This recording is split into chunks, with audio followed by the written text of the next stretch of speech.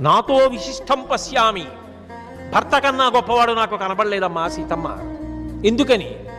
అన్నగారు ఉన్నాడు, మంచి భర్త రావాలని నోము చేయిస్తాడు, వ్రతం చేయిస్తాడు, పువ్వులు అట్టుకొస్తాడు, పసుపు పట్టుకొస్తాడు, కుంకం పట్టుకొస్తాడు, గాజులు అట్టుకొస్తాడు, అక్షతలు అట్టుకొస్తాడు, పురోహితుడిని తీసుకొస్తాడు.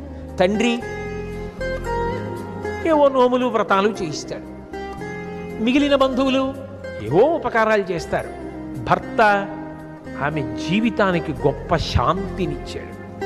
అంతేకాదు, ఆమెకి పరిపూర్ణత, మాతృత్వం భర్త గారి వలన పొందింది. అమ్మా అని పిలిపించుకుంది. ఆయనకి భార్య అయింది. ఆమె తనంత తానుగా ఏదీ చేయకపోయినా ఆమె జీవుడి ఖాతాలో అనంతమైన ఫలితం వచ్చి పడిపోయింది.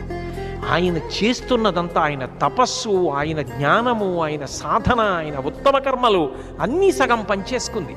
ఎవరిచ్చారమ్మా? తండ్రి ఇచ్చాడా?